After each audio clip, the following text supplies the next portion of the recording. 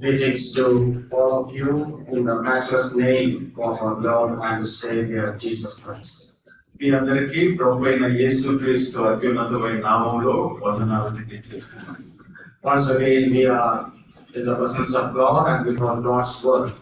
మరి ఒకసారి దేవుని సన్నిధి ఎదుట, దేవుని వాక్యం ఎదుట మనం నిలవబడి ఉన్నాం. It is God's word that touches us and transforms us. దేవుని వాక్యమే మన హృదయాలను తాకి మన జీవితాలను మారుస్తుంది. That is the beauty of the word of God or Bible. మరి దేవుని వాక్యానికి ఉన్న రమ్యత అదే. We often say like this: all books give us information, but the Bible gives us both information and transformation. మనము తరచుగా చెప్పుకునేది ఏంటంటే అన్ని పుస్తకాలు మనకు సమాచారాన్ని ఇస్తాయి, అయితే బైబిల్ గ్రంథం సమాచారంతో పాటు మన జీవితాల్లో మార్పులు కూడా తెస్తుంది. Yes, it is God's word. That's why it can transform our lives. మన జీవితాలను దేవుని వాక్యము రూపాంతరం చెందిస్తుంది. But that transformation we can experience only if we have a right attitude to God's word. అయితే ఆ మార్పు అనేది దేవుని వాక్యం మీద మనకు సరి అయిన వైఖరి ఉన్నప్పుడే జరుగుతుంది. William Carey has said, expect great things from God and attempt great things for God. William Carey ఇలా అన్నాడు, దేవుని నుంచి గొప్ప సంగతులను ఆశించు, అదే సమయంలో దేవుని కొరకై గొప్ప సంగతులను ఉద్దేశించు. So let us sit in His presence with a great expectation. కాబట్టి దేవుని సన్నిధిలో గొప్ప ఆశతో అపేక్షతో మనం కూర్చున్నాం. Yesterday we finished our study on Ephesians 4:1-3. నిన్న దినాన ఎఫెసీ పత్రిక 4వ అధ్యాయం మొదటి 3 వచనాల ధ్యానాన్ని ముగించాం. So what is the main call or exhortation in that passage? ఆ భాగంలో మరి దేవుని వాక్యము ఇచ్చిన ముఖ్య సందేశం ఏంటిది? That walk worthy of the calling with which we were called. మీరు పిలువబడిన పిలుపునకు తగినట్టుగా నడుచుకొనుట. When we studied that, finally we studied about 5 qualities that we have to cultivate in our lives. ఆ భాగాన్ని ధ్యానించినప్పుడు మనము మన జీవితాల్లో అలవర్చుకోవాల్సిన 5 లక్షణాల గురించి చివరిగా ధ్యానం చేశాం. Do you remember any of them? వాటిలో మీకు ఏమన్నా గుర్తున్నాయా? The first one is humility, మొదటిది వినయం, then meekness, ఆ తర్వాత సాత్వికం, long suffering, దీర్ఘశాంతము, forgiveness, క్షమాపణ, and finally love. చివరిగా ప్రేమ. Actually, though in the list love is given as the final one, that is the greatest virtue we can cultivate in our lives. నిజానికి ఆ జాబితాలో ప్రేమ అనే మాట చివరిగా ఉన్నా కూడా మన జీవితాల్లో అత్యున్నతంగా అలవర్చుకోవాల్సిన లక్షణం ఏదైనా ఉన్నదంటే అది ప్రేమయే. When studying these things, we may have a doubt in our hearts. How can I cultivate these things? అయితే ఈ మాటను చదువుతుండగా ఈ లక్షణాలు నేను ఎలాగో అలవర్చుకోగలను అనే సందేహం మనకు రావచ్చు. We know our own limitations and our weaknesses. మన పరిమితులు, మన బలహీనతలు మనకు తెలిసి ఉన్నాయి. So in our own strength or with our own strength, we can never develop any of these qualities. కాబట్టి మన సొంత బలము చేత ఈ లక్షణాల్లో దేనిని కూడా మనం అలవర్చుకోలేము. So the only solution or answer to that question is we need to be filled with the Holy Spirit. అయితే ఈ ప్రశ్నకు ఒకే ఒక జవాబు ఏంటంటే మనము పరిశుద్ధాత్మ చేత నింపబడాలి. So today we are studying in detail about the subject filling with the Holy Spirit. ఈ ఉదయకాలంలో మనము పరిశుద్ధాత్మ చేత నింపబడుట అనే అంశాన్ని వివరణాత్మకంగా ధ్యానం చేయబోతున్నాం.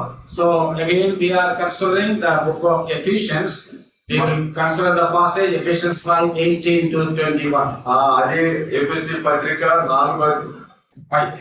5వ అధ్యాయం 18 నుంచి 24 వరకు చదువుతాం. I will repeat Ephesians 5:18-21. మరి ఎఫెసీ పత్రిక 5వ అధ్యాయం 18 నుంచి 21వ వచనం వరకు.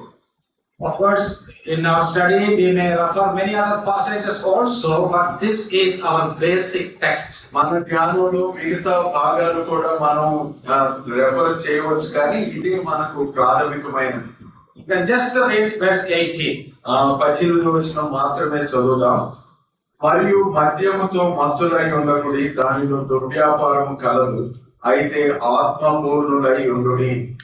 In the second part of that verse we read, be filled with the Holy Spirit. ఈ వచనంలోని రెండవ భాగంలో ఆత్మ పూర్ణుడై ఉండుడి అని చదువుతున్నాం. But be filled with the Holy Spirit. ఆత్మ పూర్ణుడై ఉండుడి. But before coming to this subject, let me tell you a few things in general about the mistake we often commit in our study about the Holy Spirit. అయితే ఈ ధ్యానము చేయడానికి ముందుగా పరిశుద్ధాత్మను గురించిన విషయంలో మనం తరచుగా చేసే పొరపాట్ల గురించి కొన్ని చెప్పాలనుకుంటున్నాను. We often conduct a series of studies about the subject Holy Spirit. పరిశుద్ధాత్మను గురించి మరి క్రమముగా అనేక తరగతుల్లో మనం ఒక్కొక్కసారి నేర్చుకుంటూ ఉంటాం. But many a time our focus is to prove that our doctrine is correct and the doctrines of other denominations are wrong. అయితే మనము ఆ ధ్యానం చేసేటప్పుడు మన గురి ఎలా ఉంటుందంటే మేము నమ్మేది సరైనది, మిగతా శాఖ నమ్మేది సరైనది కాదు అని. There is nothing wrong in that. దాంట్లో తప్పులేదు. It is our duty to proclaim what is right and what is wrong. ఆ ఏది సరైనదో ఏది కాదో అది చెప్పడం మన విధి అయి ఉన్నది. But never stop by that. అయితే అంతటితో ఆగిపోవద్దు. That is the mistake we often commit. అయితే మనం తరచుగా చేసే పొరపాటు ఇది. In fact, we have to go further and tell the people about the responsibilities with the Holy Spirit that they have to do. మనం ఇంకా ముందుకు వెళ్ళి మరి మనుష్యుల ఎడల పరిశుద్ధాత్మ ఎడల మనుష్యులకు ఉంటున్న బాధ్యతను వివరించాల్సిన అవసరం ఉంది. We have to teach about our responsibilities to the Holy Spirit. పరిశుద్ధాత్మ ఎడల మనకున్న బాధ్యతలను మనం బోధించాలి. Okay, our doctrine is correct. No doubt about it. మన సిద్ధాంతము బోధ సరి ఉండవచ్చు, దాంట్లో తప్పేమీ లేదు. But what about its application? అయితే దాని ఆచరణ విషయం ఏంటి? How should it affect our daily lives? మన అనుదిన జీవితాన్ని ఇది ఎలా ప్రభావితం చేస్తున్నది? Many a time in our teaching we don't give that kind of an emphasis. మరి అనేక సార్లు మన బోధలో ఇలాంటి మరి ఈ విషయాలను నొక్కి చెప్పాల్సిన అవసరం ఉంది. There are many positive commandments concerning the ministry of the Holy Spirit in the New Testament. క్రొత్త నిబంధనలో పరిశుద్ధాత్మ పరిచర్య గురించిన అనేక సానుకూల ఆజ్ఞలు ఉన్నాయి. But that we somehow unknowingly neglect. అయితే మనకు తెలియకుండానే వాటిని నిర్లక్ష్యం చేస్తూ ఉంటాం. I often say one of the mistakes committed by we brethren are this.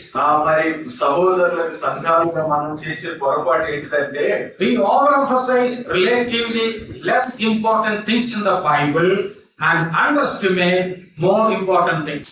మనం తరచుగా చేసే పొరపాటు ఏంటిదంటే మరి అంతగా ప్రాధాన్యత లేని విషయాలను ఎక్కువగా నొక్కి చెప్పి అవసరమైన విషయాలకు అంత ప్రాధాన్యత ఇవ్వము. Did you understand what I said? చెప్పింది అర్థమైందా? We overemphasize less important things in the Bible and neglect or underestimate or sideline very, very important things. అవసరమైన వాటికి తక్కువ ప్రాధాన్యతనిచ్చి అవసరం లేని వాటికి ఎంతో ఎక్కువ ప్రాధాన్యత ఇస్తూ ఉంటాం. To make this point clear, I often tell the story of a man who lived in Kerala long back. మరి దీన్ని ఇంకా మరి అర్థం చేసుకోవడానికి కేరళలో అనేక సంవత్సరాల క్రితం జీవించిన ఒక వ్యక్తి కథ చెప్తాను. So this man was in the habit of forgetting his umbrella whenever he carries it. మరి ఇతనుకున్న అలవాటు ఏంటంటే ఎప్పుడైనా గొడుగును పట్టుకొని వెళ్ళినప్పుడు అది మర్చిపోవడం అనేది అతనికి అలవాటు. If he carries the umbrella when he goes out, he will forget it somewhere and come back home without the umbrella. ఇంటి నుంచి గొడుగు పట్టుకొని వెళ్ళి ఎక్కడికైనా వెళ్తే ఎక్కడ పెట్టాడో మర్చిపోయి గొడుగు లేకుండా ఇంటికి వస్తాడు. Then he will go without the umbrella for a few months. ఆ తర్వాత కొన్ని నెలలు గొడుగు లేకుండానే వెళ్తాడు. But when the next rainy season comes, he has to purchase a new umbrella. ఆ తర్వాత వర్షాకాలం వచ్చినప్పుడు కొత్త గొడుగు కొనాల్సిన అవసరత వస్తుంది. As you know, in Kerala it is very difficult to live without an umbrella because rainy seasons often last for many months. ఆ కేరళలో గొడుగు లేకుండా వర్షాకాలంలో ఉండటం కష్టం తెలుసు కదా, ఎందుకంటే అనేక నెలల పాటు వర్షాకాలం కొనసాగుతుంది. So on one rainy season he purchased an umbrella. ఒక వర్షాకాలంలో ఆయన గొడుగును కొన్నాడు. And he took a very strong decision in his mind that he would never forget it. అయితే ఒక దృఢమైన నిర్ణయం సంకల్పం తీసుకున్నాడు ఏంటంటే ఇక నేను మాత్రం ఆ గొడుగును మర్చిపోకూడదు అని. On the next day, when he was about to go to the office, he carried the umbrella in his left hand. Office కు వెళ్ళబోయే సమయంలో ఎడమ చేతిలో ఆ గొడుగును పట్టుకున్నాడు. There is a strong decision in his mind. మరి హృదయంలో దృఢమైన సంకల్పం. And when his wife saw him, she gave her a very strong warning also. మరి ఆయన భార్య ఆయనను చూసినప్పుడు ఆమె కూడా ఒక గట్టి హెచ్చరిక చేసింది. She told him, if you come back home without the umbrella, I won't give you supper. మరి నీవు కనుక గొడుగు లేకుండా ఇంటికి వస్తే నీకు భోజనం పెట్టను అని. On one side, there is the strong decision of his mind. ఒకవైపు ఏమో తన హృదయంలో ఒక దృఢమైన నిర్ణయం. And on the other side, the strong warning of his wife. ఇంకొక వైపు ఏమో ఆయన భార్య చేసిన గట్టి హెచ్చరిక. So when he started his journey, just like a mantra, he started saying, umbrella, umbrella, umbrella. ఆయన మరి ప్రయాణం ప్రారంభించినప్పుడు ఒక మంత్రం ఎలాగైతే చెప్తారో అలా కొడుకు కొడుకు అనుకుంటూ వెళ్ళాడు. And when he was traveling in the bus, he was holding the umbrella very firmly in his left hand. ఆయన బస్సులో వెళ్తూ ఉంటుండగా ఎడమ చేతితో గట్టిగా గొడుగును పట్టుకున్నాడు. When he went to the office, he was keeping the umbrella not on the table but in his own lap and doing the work. ఆఫీసులో మరి వెళ్ళిన తర్వాత ఆ గొడుగు టేబుల్ మీద పెట్టకుండా తన కాళ్ళ మీదే పెట్టుకున్నాడు. Every now and then he was saying his mind, umbrella, umbrella, umbrella. మరి వీలైనప్పుడల్లా కూడా గొడుగు గొడుగు అనుకుంటూ ఉన్నాడు. Somehow he finished after the work up to 5 o'clock. 5 గంటల వరకు ఆ పని ముగించాడు. And after that he came back home with the umbrella. ఆ తర్వాత ఇంటికి గొడుగుతో వచ్చాడు. And when he came back, the umbrella also was in his hand. మరి ఇంటికి వచ్చినప్పుడు గొడుగు అతని చేతిలో ఉంది. He gave that umbrella to his wife and said, yes, this is your umbrella, you can take it. మరి ఇప్పుడు ఇంటికి వచ్చినాక భార్యకు ఇదిగో నేను గొడుగు తెచ్చాను, ఇదే నీ గొడుగు అని ఇచ్చాడు. The wife also was all the more happy. మరి భార్య కూడా అది చూసి ఎంతో సంతోషించింది. Because this is the first time he is bringing his umbrella back home. ఎందుకంటే ఇదే మొదటిసారి గొడుగు మర్చిపోకుండా ఇంటికి తేవటం. Then he went to his room to change his clothes. ఇప్పుడు తన గదిలోనికి బట్టలు మార్చుకోవడానికి వెళ్ళాడు. And his wife went to the kitchen to prepare a tea for him. ఆయనకు టీ సిద్ధపరచడానికి తన భార్య వంటగదిలోకి వెళ్ళింది. Then she heard a loud cry from his room. ఇప్పుడు ఆయన గదిలో గొప్ప కేకను ఆమె వినింది. Then she rushed to the room. Then he said, oh, somebody has pickpocketed my purse. I lost my purse. ఇప్పుడు అతను ఏమంటున్నాడంటే ఎవరో ఒకరు నా జేబు దొంగతనం చేశారు, నా పర్సు దొంగిలించారు అని. The whole day he was thinking too much about umbrella, so somebody pickpocketed him. He was not aware of that. మరి ఈ రోజంతా కూడా గొడుగు గురించి ఆలోచిస్తూ ఉంటుండగా పక్కన ఎవరో జేబు దొంగతనం చేశారు, ఆ పర్సు కోల్పోయాడు. Remember, this happened some 40 to 45 years ago. ఇది 40-45 సంవత్సరాల క్రితం జరిగింది. In those days, an umbrella cost only 50 rupees. ఆ దినాల్లో ఒక గొడుగు కేవలం 50 రూపాయల వెల మాత్రమే. There was 500 rupees in this purse. అయితే తన పర్సులో 500 రూపాయలు ఉన్నాయి. By holding fast the umbrella, he lost the purse with 500 rupees.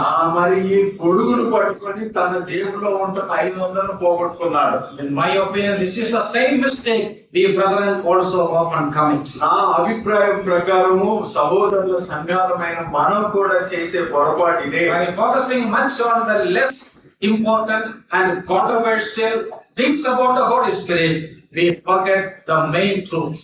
పరిశుద్ధాత్మల గురించి అతి ముఖ్యమైన విషయాలను మరి నిర్లక్ష్యం చేసి అనవసరమైన లేదా వివాదాస్పదమైన విషయాల మీద ఎక్కువగా దృష్టి పెడతాం.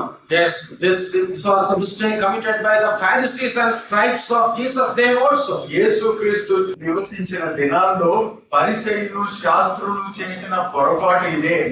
So Jesus said, you are paying a tithe for mint and anise and cumin and have neglected the weightier matters of the law. మరి మీరు పుదీనా సదాపి ఇలాంటి వాటిల్లో 10వ వంతు చెల్లిస్తారు కానీ అవసరమైన విస్మరిస్తారు అని. So this is a mistake possible for all of us to commit. మరి మనం అందరము చేయగలిగిన పొరపాటు. In our sincere attempt to refute the wrong doctrines, we may forget about some of our responsibilities to the Holy Spirit. మనము యథార్థవంతంగా మరి ఒక తప్పుడు బోధను ఖండించే క్రమంలో అవసరమైన వాటిని విస్మరించే మరి పరిస్థితి రావచ్చు. Let me quickly show you some 6 commandments regarding the Holy Spirit given in the epistles.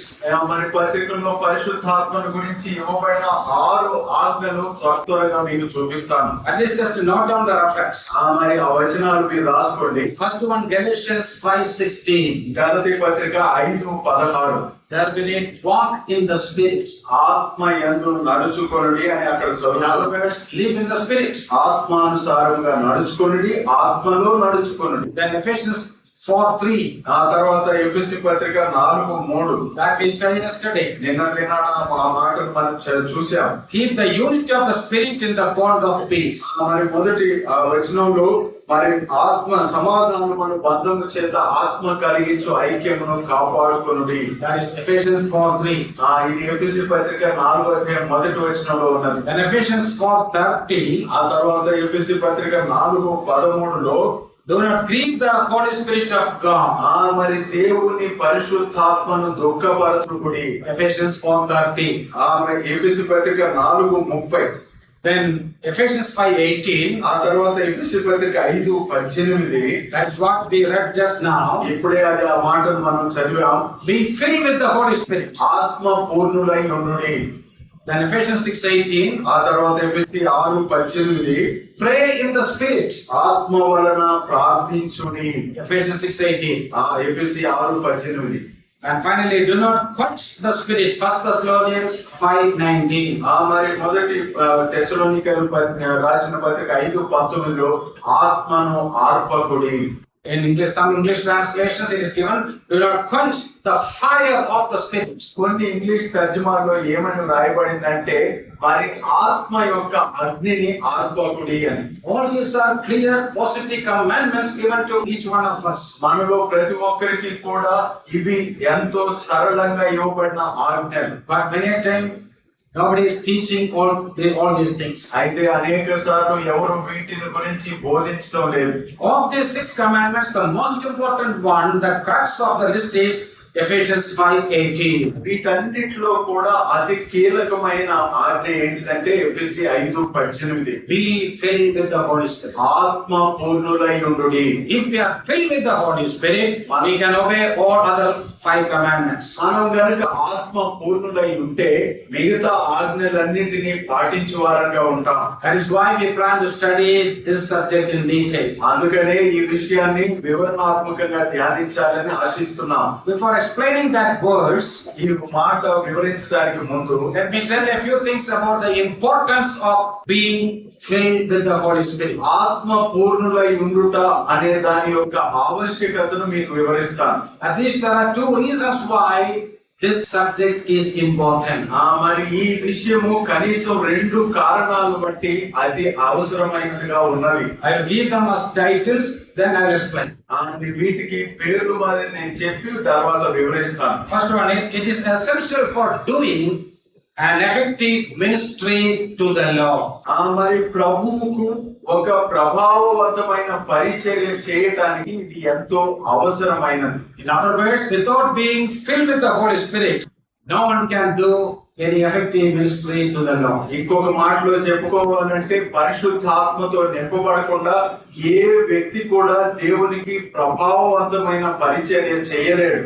Filling with the Holy Spirit is a ministry that we see both in the Old Testament and in the New Testament. పరిశుద్ధాత్మతో నింపబడుట అనే పరిచర్యను మరి పాత నిబంధనలో క్రొత్త నిబంధనలో రెండింటిలోనూ చూస్తున్నాం. We know that some other ministries can be seen only in the New Testament. అయితే కొన్ని పరిచర్యలు మాత్రం కేవలం క్రొత్త నిబంధనలోనే చూస్తాం. But this is seen both in the Old and in the New. అయితే ఈ పరిచర్య మాత్రం రెండింటిలో 2 నిబంధనలో కనబడుతుంది. That also shows its importance. అది దాని యొక్క మరి ప్రాధాన్యతను సూచిస్తున్నది. In the Old Testament times, filling was available only to a selected few people.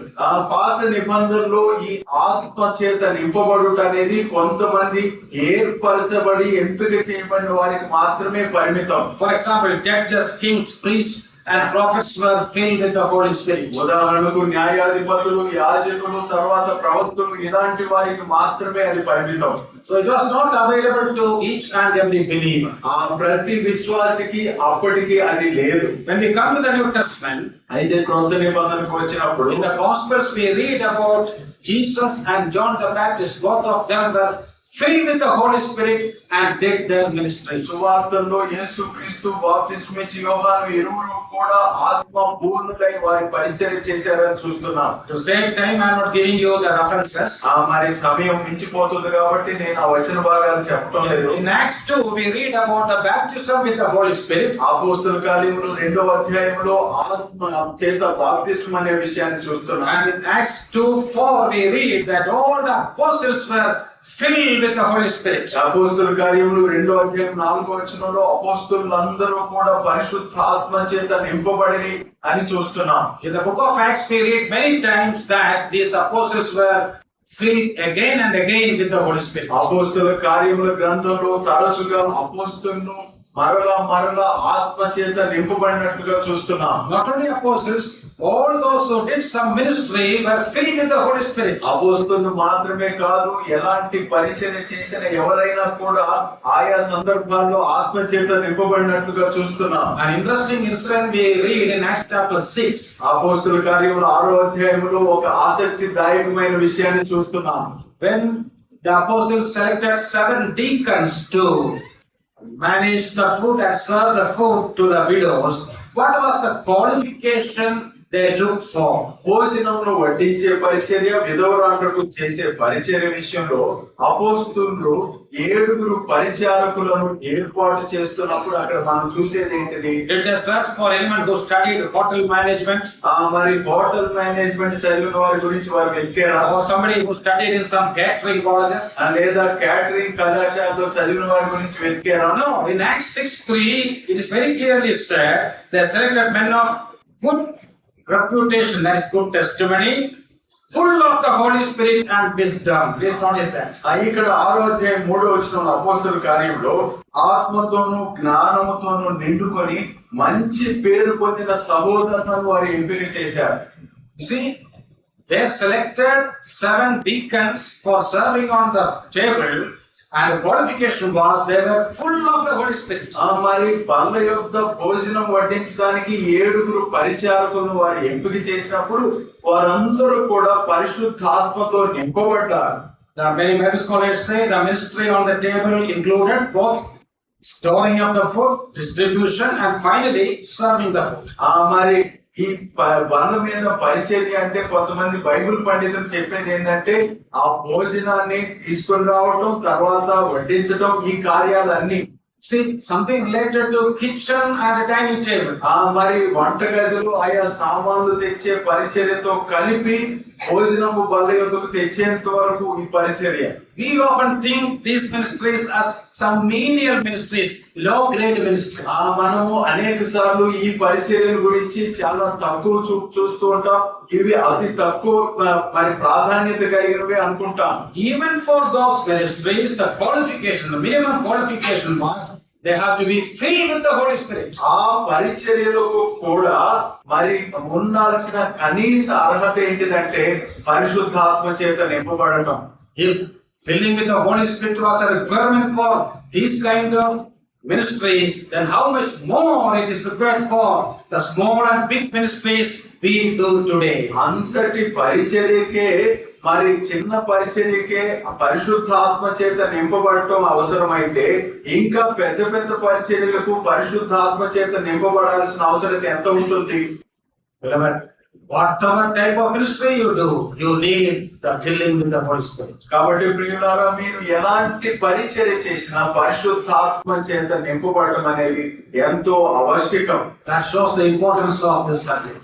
మరి ఈ అంశం యొక్క ప్రాధాన్యతను ఇది సూచిస్తున్నది. The second reason, ఈ రెండవ కారణము, the reason why it is important is ఎందుకు ఇది ప్రాధాన్యమైనదంటే filling with the Holy Spirit is essential for holy living. పరిశుద్ధాత్మ చేత నింపబడటము అనేది పరిశుద్ధముగా జీవించుటకు అవసరమై ఉన్నది. God's Spirit is called the Holy Spirit. దేవుని ఆత్మ పరిశుద్ధాత్మ అని పిలువబడుతున్నాడు. What a beautiful name it is. ఆ పేరు, ఆ నామము ఎంత రమ్యమైనది. When we got saved, God sent His Spirit in our hearts. మరి మనం రక్షింపబడినప్పుడు దేవుడు తన ఆత్మను మన హృదయాల్లోనికి పంపించాడు. And He sanctified us. మనలను పరిశుద్ధపరిచాడు. Just not 2 verses. 2 వచనాలు చెప్తాను. Galatians 4:6. గలతీ 4:6 4:6 and 1 Peter 1:2. మొదటి పేతురు పత్రిక 1:2 మొదటి అధ్యాయం 2వ వచనం. I'll repeat Galatians 4:6 గలతీ 4:6 and 1 Peter 1:2. మొదటి పేతురు పత్రిక మొదటి అధ్యాయం 2వ వచనం. All the references I am telling from the English Bible, if there's any difference, you have to find it out. English బైబిల్లో ఉన్న క్రమం ప్రకారం నేను చెప్తున్నాను. ఆ వచనాలు తెలుగులో అటు ఇటు అయితే మీరు చూసి రాసుకున్నాం. Not now, later we can find it out. ఇప్పుడు కాదు, తర్వాత మీరు ధ్యానించి The రాసు. Bible says that our bodies are the temple of the Holy Spirit. Bible ఏమని చెప్తుందంటే మన దేహములు దేవుని పరిశుద్ధాత్మ ఆలయమై ఉన్నవని. Where is that verse? ఈ వచనం ఎక్కడ ఉన్నది? Our bodies are the temple of the Holy Spirit. Such a verse is not there in the Telugu Bible. Where is that verse? 1 Corinthians 6:19. మొదటి కొరింథీ 6:19. You see what great privileges God has given us. దేవుడు మనకి ఇచ్చిన ఆధిక్యతలు ఎంత గొప్పవో చూడండి. Beloved, this is the reason why the Bible calls all believers by the name saints. అందుకనే ఈ కారణాన్ని బట్టి బైబిల్లో అందరినీ పరిశుద్ధులు అని పిలుస్తున్నది. All the believers are saints in the New Testament. కృత నిబంధనలో విశ్వాసులు అందరూ పరిశుద్ధులుగా పిలువబడుతున్నారు. Because all are equally possessed by the Holy Spirit. ఎందుకంటే అందరూ కూడా సమపాళ్లలో పరిశుద్ధాత్మ చేత నింపబడ్డారు. But remember, అయితే this is only a positional truth. ఇది కేవలం స్థాయి సంబంధిత సత్యం మాత్రమే. Of course it is true, but it is positionally and theoretically it is true. ఇది వాస్తవమే కానీ సిద్ధాంతపరంగా స్థాయి సంబంధంగా మాత్రమే వాస్తవం. As I told you yesterday, at the time of our conversion, God has blessed us with every spiritual blessing in heavenly places. నిన్నటి దినాన్ని నేను చెప్పినట్లుగా మనము రక్షింపబడిన మీదట దేవుడు పరలోక సంబంధమైన ప్రతి ఆశీర్వాదములతో మనందరినీ దీవించాడు.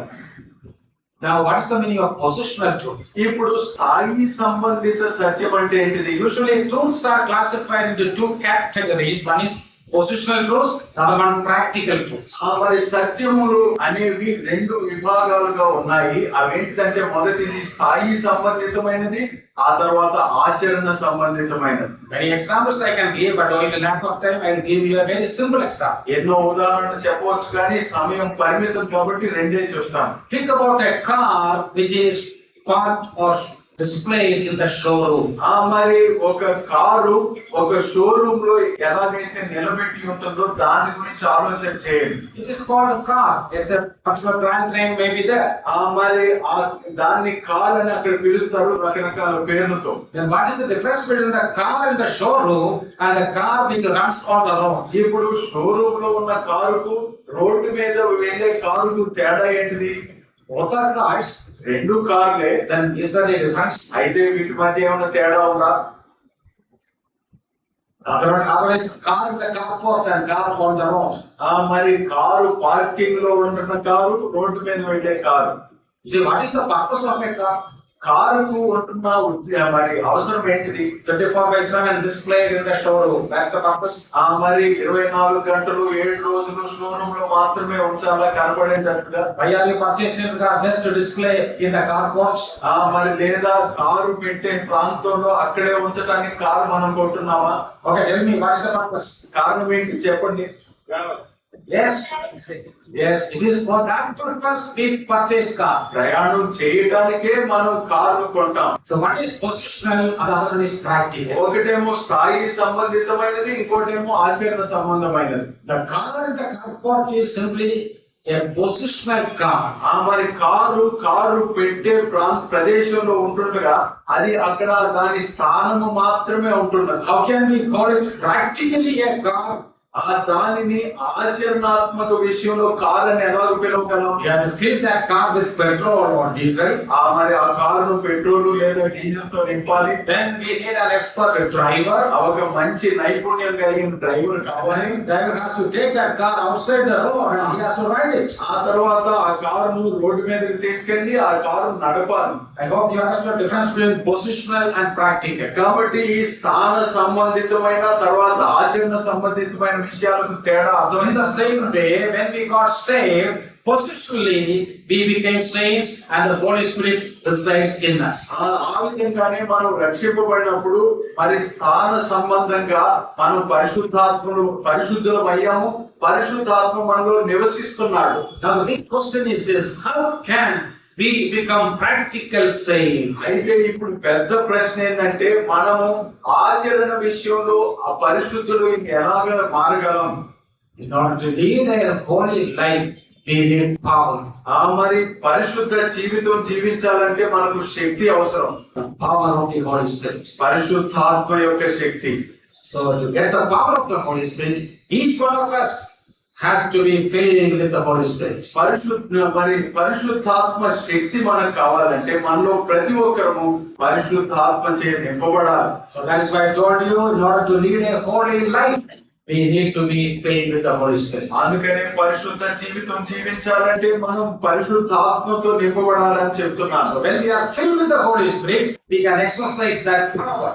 ఆ పరిశుద్ధాత్మ చేత నింపబడినప్పుడు ఆ శక్తిని మనం అభ్యాసపూర్వకంగా సాధన చేయగలం. Thus we can become practical saints. అప్పుడు మనం ఆచరణాత్మక పరిశుద్ధులం అవుతాం. Okay, now next title: what is the meaning of the word filling? ఇప్పుడు నింపబడుట అనే మాటకు అర్థం ఏంటిది? Filling is a word sometimes gives us some confusion. కొన్నిసార్లు నింపబడుట అనే మాట మనకు కొంత గలిబిలి కలిగిస్తుంది. Whenever we hear the word fill in our language, మన భాషలో నింపుట అనే మాట విన్నప్పుడు we often think of something being placed in a container. మరి ఒక పాత్రలో ఏదైతే ఉంటుందో దాని గురించి ఆలోచిస్తూ ఉంటాం. For example, we pour water in the glass tumbler and fills it. మరి ఉదాహరణకు ఒక గ్లాస్ లో నీళ్లు పోసి దాన్ని నింపుతాం. Similarly, we pump petrol in the fuel tanks of our vehicles and fills it. అదే విధంగా మన వాహనాల్లో ఆ పెట్రోల్ ట్యాంకుల్లో పెట్రోల్ నింపి దాన్ని నింపుతాం. So whenever we hear the word fill, we think about these kind of material things. ఎప్పుడైతే నింపుట అనే మాట వింటామో ఇలాంటి భౌతిక సంబంధిత విషయాలు మన దృష్టికి వస్తాయి. Remember, the Holy Spirit is not matter. He is a person. అయితే పరిశుద్ధాత్మ వస్తువు కాదు, ఆయన వ్యక్తి అనే మాట గుర్తుంచుకోవాలి. So that difference we have to understand. ఆ తేడా మనం గ్రహించాలి. To make that point clear, here Paul gives us an example or analogy. మరి దీన్ని అర్థం చేసుకోవడానికి ఒక విశ్లేషణ పౌలు మనకి ఇస్తున్నాడు. So what is he write in the first part of verse 18? 18వ వచనంలో మొదటి భాగంలో ఆయన ఏం చెప్తున్నాడో చూడండి. Do not be drunk with wine in which is dissipation. మరియు మద్యముతో మత్తులై ఉండకుడి, దానిలో దుర్వ్యాపారం కలదు. When we read the first part of this verse, we may feel a mismatch between the first part and the second part. ఈ వచనంలో మొదటి భాగాన్ని చదివినప్పుడు రెండవ భాగంలో వ్యక్తం చేయబడిన మాటకు పై మాటకు ఎంతో పోలిక లేదు అని మనకు అనిపిస్తుంది. Some contradiction we may feel. మరి కొంత వైరుధ్యాన్ని మనం చూస్తూ ఉంటాం. First part speaks about wine and getting drunk. మొదటి భాగంలో అయితే మద్యము దానితో త్రాగి నింపబడుట అనేది చూస్తున్నాం. But the second part speaks about filling with the Holy Spirit. ఆ తర్వాత రెండవ భాగంలో పరిశుద్ధాత్మ చే నింపబడుటను చూస్తున్నాం. That is a very lofty and holy subject. ఇది ఎంతో పరిశుద్ధమైన ఉన్నతమైన అంశం. Then how did Paul connect these two things? ఈ రెండు విషయాలు పౌలు ఎలాగో అనుసంధానిస్తున్నాడు. But here we have to understand the background of the people to whom Paul writes. అయితే ఇక్కడ పౌలు ఏ నేపథ్యం కలిగిన వ్యక్తులకు ఈ పత్రిక రాస్తున్నాడో అర్థం చేసుకోవాలి. Remember, Paul was not writing to the brethren who lives in 2025. 2025వ సంవత్సరంలో జీవిస్తున్న బ్రదరన్ వారికి మాటలు పౌలు రాయటం లేదు. So he was writing to some people who came from the Gentile background in the first century. మొదటి శతాబ్దంలో అన్య జనాంగ సంస్కృతి నుంచి వచ్చిన ప్రజలకు విశ్వాసులకు రాస్తున్నాడు. In Ephesians 2:11 he writes, ఎఫెసీ పత్రిక 2:11లో ఆయన రాస్తున్నాడు, remember that you once Gentiles in the flesh. మునుపు శరీర విషయంలో అన్య జనులై ఉంటిరని జ్ఞాపకము చేసుకొనుడి అంటున్నాడు. So here Paul uses an illustration which was familiar to those who lived at that time. ఆ దినాల్లో ఏదైతే ఉదాహరణ వారికి అర్థమవుతుందో ఆ ఉదాహరణ ఆయన ఎత్తి చెప్తున్నాడు. You see, the Romans and the Greek had a god by name Bacchus. Bacchus was the god of wine. ఆ రోమా వారికి గ్రీకు వారికి ఒక దేవత ఉండేవాడు. అతని పేరు ఏంటంటే బార్కస్, అనగా మధ్య దేవత అని అర్థం. Bacchus, B-A-C-C-H-U-S. Barkas. So they used to celebrate festivals in the temples of Bacchus. ఈ బార్కస్ యొక్క దేవాలయాల్లో వారు పండుగలు ఆచరించేవారు. So men and women and children all will go to the temple of Bacchus. పురుషులు, స్త్రీలు, పిల్లలు అందరూ కూడా ఈ బాక దేవాలయంలోకి వెళ్ళేవారు. Remember, Bacchus was the god of wine. ఆ బాకస్ అనేది మరి మధ్య దేవత అని. And they will do something to please Bacchus. ఆ బాకస్ను సంతోష పెట్టడానికి ఏదో పని చేస్తారు. Then what will they do? అప్పుడు ఏం చేస్తారు వారు? You can guess and tell me. నీకు అర్థమై ఉంటుంది, చెప్పొచ్చు. How can one please the god of Bacchus? ఆ బాకస్ దేవతను ఎలాగో సంతోష పెట్టగలరు వాళ్ళు? They have to drink wine. వారు కూడా మద్యం తాగితేనే కదా. Then only Bacchus will be pleased. అప్పుడే బాకస్ దేవత సంతోషిస్తారు. You just imagine all of them are sitting together right from morning till evening. They are drinking wine. మనం ఇప్పుడు ఊహించుకోవచ్చు, పొద్దున్న నుంచి సాయంత్రం వరకు కూర్చొని మద్యం తాగుతూనే ఉంటారు. Then what is the ultimate result? ఇప్పుడు దానికి తుది ఫలితం ఏమవుతుంది? All of them will get drunk or they will be boozed. మరి వాళ్ళందరూ కూడా మద్యంతో నింపబడి తూలుతూ ఉంటారు. And they will lose their self-control. వారి నియంత్రణ, స్వయం నియంత్రణ కోల్పోతారు. And they will show some indecent behavior that is called a dissipation in the English Bible. మరి వారు కొంత మరి అనైతిక ప్రవర్తన కూడా చూపిస్తారు. ఇంగ్లీష్ లో ఆ మాటకు డిసిపేషన్ అనే మాట వాడబడింది. So what is that word in the Telugu? Not that. Oh, it is missing. Okay, that is an immodest behavior. That's all. అనగా మరి అనైతిక ప్రవర్తన. You might have seen some drunkards. మరి మీరు త్రాగుబోతులు చూసి ఉండవచ్చు. You also know how they behave. వారు ఎలా ప్రవర్తిస్తారో మీరు చూసే ఉంటారు. So that is the meaning of dissipation. మరి అది డిసిపేషన్ అని వాడబడుతుంది. So Paul here says to the people who were familiar with this kind of drinking that do not get drunk with wine in which is dissipation. అందుకని ఇలాంటి మరి మద్యముతో నింపబడే వ్యక్తులకు అందులో అందరి చేష్టలు ఉన్నాయి కాబట్టి అలాంటి ప్రవర్తన కలిగి ఉండకూడదు అని చెప్తున్నాడు పౌలు. So what is actually happening when one person gets drunk with wine or some intoxicating drink? ఏదైనా మద్యము కానీ లేదా మత్తు పానీయం కానీ ఒక వ్యక్తి సేవించినట్లయితే అతని మీద ప్రభావం ఎలాగుంటుంది? Say he will lose his self-control and he will then be controlled by wine. అతడు తన స్వీయ నియంత్రణ కోల్పోయి ఆ మద్యం యొక్క నియంత్రణకు లోనవుతాడు. So that is the point of comparison in verse 18. కాబట్టి 18వ వచనంలో ఆ మాటనే పోలికగా చూపిస్తున్నాడు. Filling here means controlling. మరి ఇక్కడ నింపబడుట అనగా నియంత్రించుట. So in effect Paul says to the believers in Ephesus, కాబట్టి ఎఫెసీలో ఉంటున్న విశ్వాసులకు పౌలు చెప్తున్న మాట ఏంటంటే, oh you believers in Ephesus, once you were controlled by wine. మరి ఎఫెసీలో ఉంటున్న విశ్వాసులారా, ఒకప్పుడు మీరు మద్యము చేత నియంత్రించబడ్డారు. Now you should not be controlled by wine. Instead you should be controlled by the Holy Spirit. ఇప్పుడు మీరు మద్యము చేత నియంత్రించబడకూడదు, దానికి బదులుగా పరిశుద్ధాత్మ చే నియంత్రించబడాలి. That is the meaning of the word filling or be filled. మరి నింపబడుట లేదా నింపబడుడి అనే మాటకు అర్థం అదే. Here one difference also we have to understand. ఇక్కడ ఒక తేడాను గమనించాలి. Don't think that filling with the Holy Spirit is somewhat like getting drunk with wine.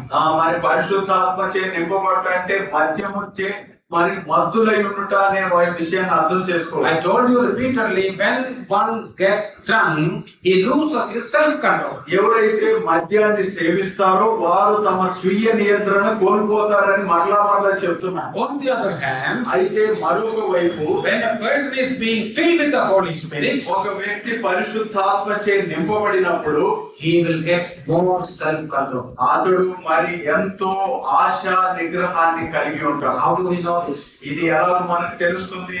In Galatians 5:22 and 23, we read about the fruit of the Spirit. ఆ గలతీ 5:22-23లో ఆత్మ ఫలమును గురించి చదువుతున్నాం. How many things are mentioned there? అక్కడ ఎన్ని అంశాలు రాయబడ్డాయి? Yes, in my class, the state officer can give the answers. ఆ మెసేజ్ సహోదరుని కూడా చెప్పవచ్చు జవాబు. 9. 9. And what is the final one? Do you remember?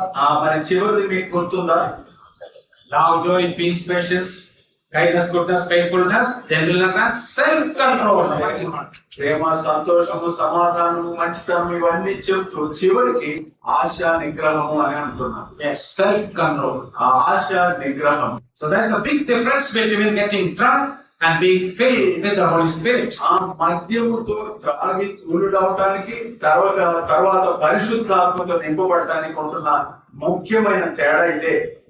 As there are many other verses in Luke's Gospel where the word filled is used. లూకా సువార్తలో కూడా నింపబడట అనే ఆ మాట వాడిన వచనాలు ఉన్నాయి. In Luke 4:28 we read they were filled with wrath or anger. ఆ లూకా సువార్త 4:28లో వారు ఉగ్రతలతో లేదా కోపముతో నిండుకొనిది అని చూస్తున్నాం. What is the meaning of that verse? కానీ ఆ మాటకి అర్థం ఏంటిది? Filled with anger means they were controlled by anger. Anger is an emotion. మరి ఆ కోపం అనేది భావోద్వేగం కాబట్టి ఆ కోపం చేత వారు నింపబడినప్పుడు దాని చేత నియంత్రించబడుతుంది. Luke 5:26 says and they were filled with fear. మరి లూకా సువార్త 5:26లో భయముతో నిండుకొనిరి అని చూస్తున్నాం. So in all these verses filling simply means they were controlled by something. ఈ వచనాలన్నిటిలో కూడా నింపబడట అనగా దాని అర్థం ఏంటిదంటే వారు దాని చేత నియంత్రించబడుతున్నారు. In other words, they were influenced by something else. ఇంకొక మాటలో చెప్పుకోవాలంటే ఏదో ఒక విషయం చేత వారు ప్రభావితం చేయబడుతున్నారు. Now what is the practical meaning of filling with the Spirit? ఆత్మ చేత నింపబడుట అనే దానికి మన అనుదిన జీవితంలో ఎలాగో అర్థం చేసుకోవచ్చు దాన్ని. We know that the Holy Spirit is a person. మనకు తెలుసు పరిశుద్ధాత్ముడు ఒక వ్యక్తి అని. We also are persons. మరి మనము కూడా వ్యక్తులమే. Then how can one person control another person? ఒక వ్యక్తి మరొక వ్యక్తిని ఇప్పుడు ఎలాగో నియంత్రించగలడు? Or what is the meaning of that? దాని అర్థం ఏంటిది? Let me give you a simple illustration. దీనికి ఒక చిన్న ఉదాహరణ చెప్తాను. We know that we all are very fond of inviting guests to our home and entertaining them. మన ఇంట్లోనికి అతిథులను ఆహ్వానించి వారికి సపర్యలు చేయడం అనేది మనకు ఎంతో ఇష్టం. In many of our houses there is a guest room exclusively separated for the guests. అనేకుల ఇళ్లలో మరి అతిథుల కోసమై మరి ఒక ప్రత్యేక గది కూడా ఉంటుంది.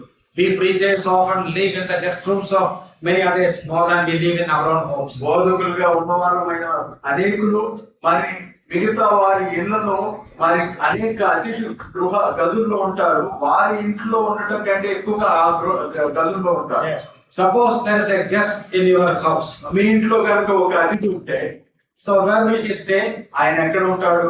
You have prepared a guest room for him. అతనికి ఒక అతిథి గది ఏర్పాటు చేసినాం. So you will arrange everything for him in that room. ఆ గదిలో అతనికి అవసరమైన వాటిని అన్నిటిని పెడతారు. By the way, now I stay in the guest room of Brother Devadaram. It's just like a 3-star hotel. ఇందినాళ్ళు అయితే సహోదరు దేవదానం గారి ఇంట్లో ఒక 3-star హోటల్ సౌకర్యాలతో నేను ఉన్నాను. Okay, thank God. దాన్ని బట్టి దేవునికి వందనాలు. So we always respect the guest and keep him in the guest room. మనం అందరూ కూడా మరి అతిథులను ఎంతో గౌరవించి అతిథి యొక్క గదిలో ఉంచుతాం. All the facilities will be available there. అక్కడ అన్ని సౌకర్యాలు వారికి ఉంటాయి. And when at the breakfast time or lunch time we will go and invite the guest. మరి ఒక టిఫిన్ చేయాల్సి వచ్చినప్పుడు భోజనం చేయాల్సి వచ్చినప్పుడు ఆ అతిథులను వెళ్ళి పిలుస్తాం. Then what will he do? అప్పుడు అతను ఏం చేస్తాడు? He will come and sit near the dining table and he will have the food. అతను మరి ఆ భోజనం పళ్ళ యొద్దకు వచ్చి భోజనం తీసుకుంటాడు. Sometimes some more time he will sit there talking with the host, and other family members. కొద్దిసేపు మరి ఆ ఎవరైతే ఆతిథ్యం ఇస్తున్నారో వారితో వారి కుటుంబ సభ్యులతో ముచ్చటిస్తారు. Or reading the newspaper or watching TV for a few minutes. లేదా కొద్దిసేపు టీవీ చూడటం లేకపోతే వార్తాపత్రిక చదవటం చేస్తారు. After that, what will he do? ఆ తర్వాత అతను ఏం చేస్తాడు? He will again go back to his room. మరలా అతడు తన అతిథి గదిలోనికి వెళ్తాడు. Till the host or the owner of the house invites him for another meal. ఇంకొక భోజన సమయానికి ఆ ఆతిథ్యం ఇచ్చే వ్యక్తి పిలిచేంత వరకు ఆ గదిలో ఉంటాడు. So think about that guest. మరి అతిథి పరిస్థితిని ఊహించాడు. Is he in that house? Is he in that house? అతడు ఆ ఇంట్లో ఉన్నాడా? What is the answer? Yes. He is in the house. ఉన్నాడు, ఆ ఇంట్లోనే ఉన్నాడు. But is he controls the house?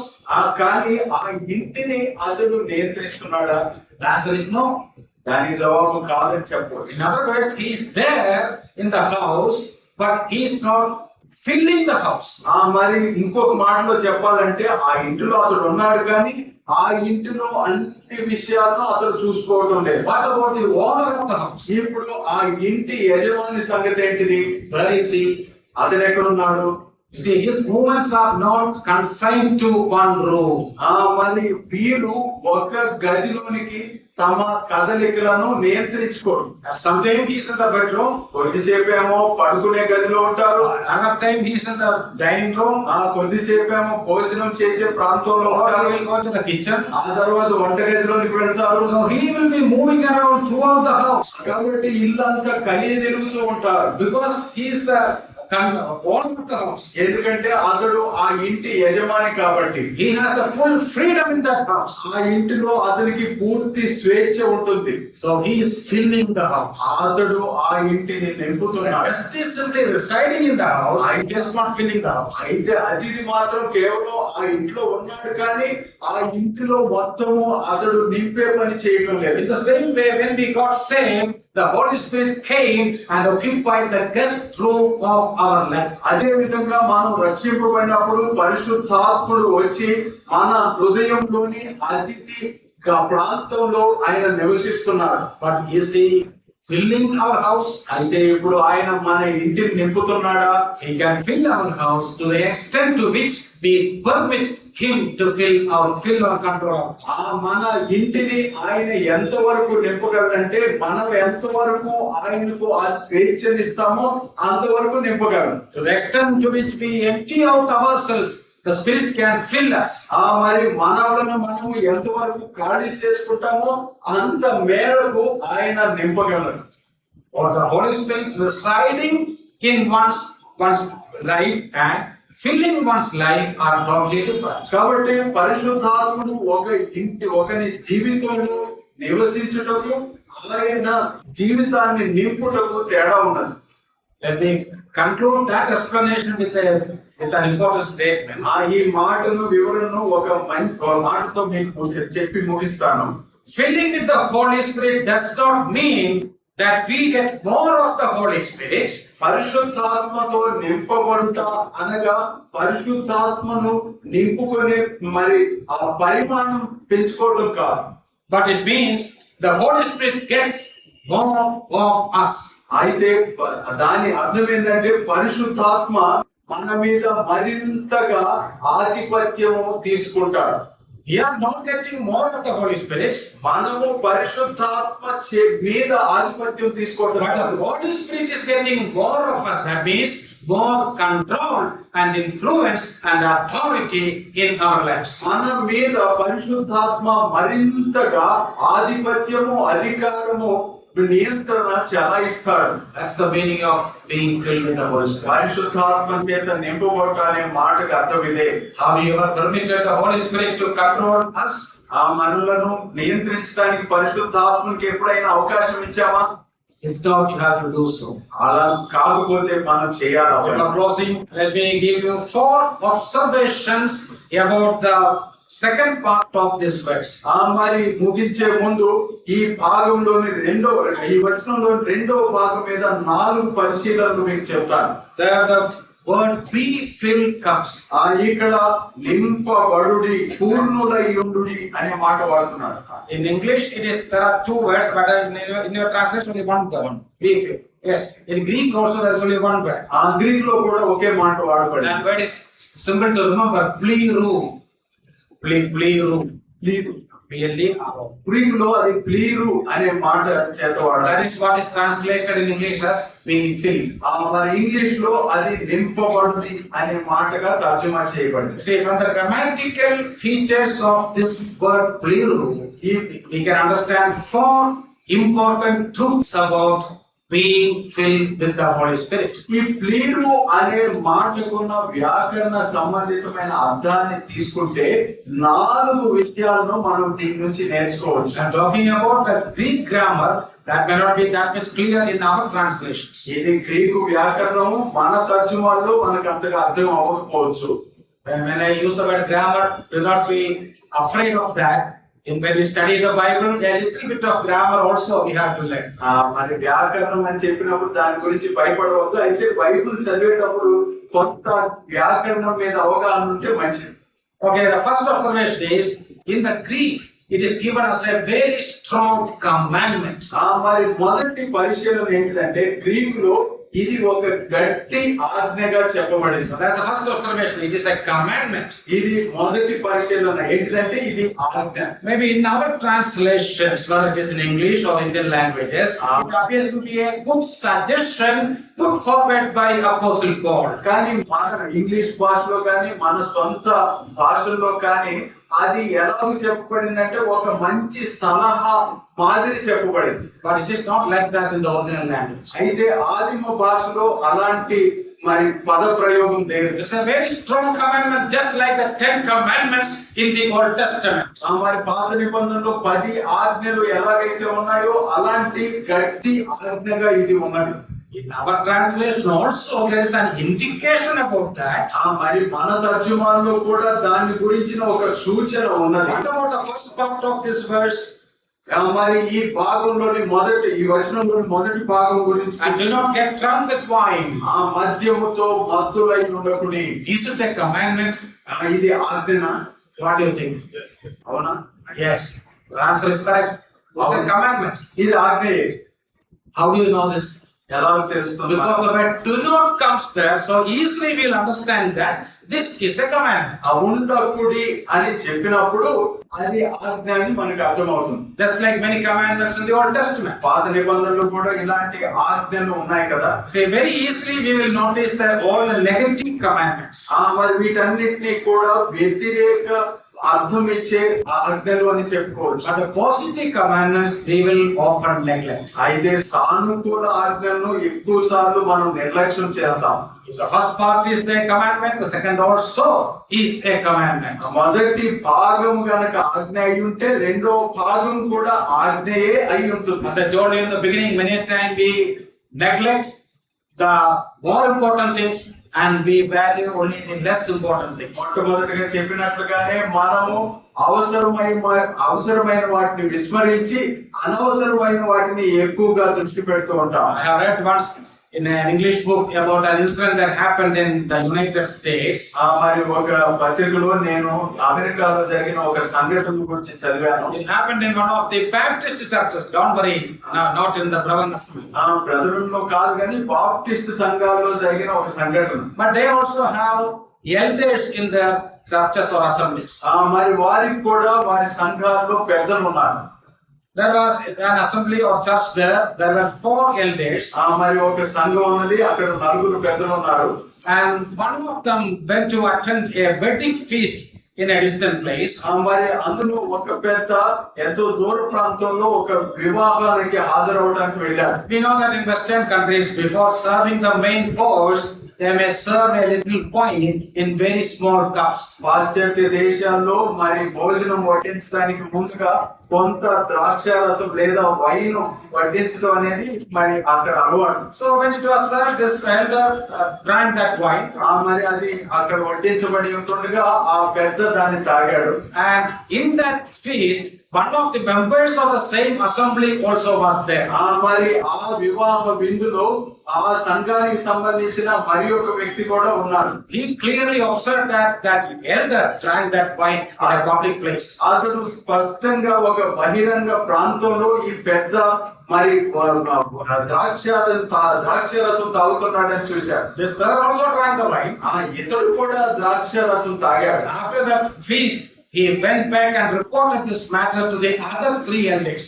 మరి ఇప్పుడు ఈ విందు అయిపోయిన తర్వాత ఈ వైన్ తాగిన విషయాన్ని ఆ వ్యక్తి తీసుకెళ్లి మిగతా 3 పెద్దలకు చెప్పాడు. See, when I read that, I thought whether it is in the America or India, the nature of the people are the same.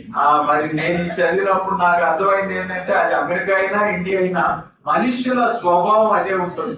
You always want to spread gossips or rumors. మరి మనం ఎప్పుడు కూడా మరి పుకార్లు వ్యాపింప చేయడానికి ఇష్టపడుతూ ఉంటాం. Actually, the other 3 elders had some grudge against this elder for the past many months.